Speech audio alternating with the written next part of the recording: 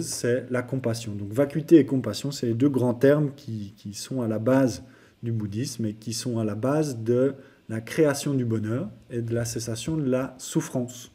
Et le Dalai Lama nous dit, par rapport à la compassion, notre but premier dans cette vie, c'est d'aider les autres. Et si vous ne pouvez pas les aider, au moins, ne leur faites pas de mal. Et ça, c'est tout le message qui véhicule par rapport à la création du bonheur et la cessation de la souffrance. Donnez à ceux que vous aimez des ailes pour voler, des racines pour revenir et des raisons de rester. C'est ma religion simple, pas besoin de temple, pas besoin de philosophie compliquée. Votre propre esprit, votre propre cœur est le temple. Votre philosophie, c'est la simple gentillesse. Ne laissez pas le comportement des autres détruire votre paix intérieure. Nous pouvons vivre sans religion, ni méditation, mais nous ne pouvons pas survivre sans l'affection humaine. Aider les autres signifie que nous le faisons à nos propres frais. C'est pas comme ça qu'il faut pratiquer. Les Bouddhas et les Bodhisattvas, qui sont les gens sages qui pratiquent le bouddhisme, toute leur vie, ils ne veulent qu'une seule chose, atteindre le bonheur ultime. Comment faire cela? En cultivant la compassion et en cultivant l'altruisme. Parce que ce sont les causes du bonheur.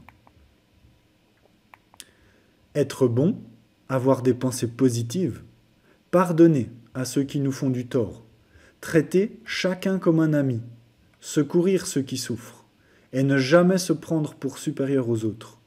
Même si ces conseils paraissent trop simples, prenez la peine de voir si leur application vous rend plus heureux.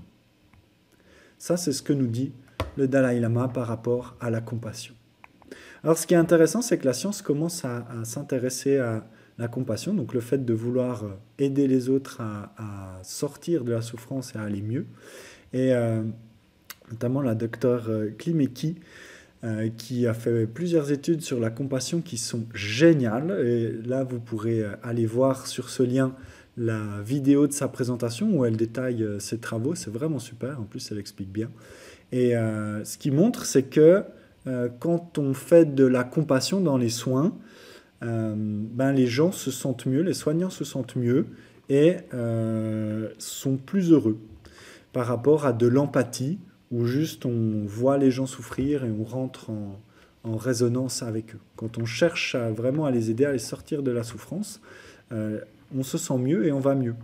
Et il y a des exercices, donc elle a fait travailler à ces sujets des exercices pour développer l'empathie, donc mieux ressentir les émotions aux autres et pouvoir sentir cette souffrance, et développer la compassion, l'envie de pouvoir les aider, qu'elle a fait des groupes comme ça, et elle s'est rendue compte que non seulement la compassion, ça s'entraîne, ça c'est déjà pas rien de le dire, la science nous dit on peut travailler la compassion par notre esprit et ça a des répercussions sur notre cerveau et sur la forme de notre cerveau, et ça augmente le bonheur des gens qui entraînent la compassion. Donc la science est en train de vérifier ce que le bouddhisme nous explique depuis quelques milliers d'années.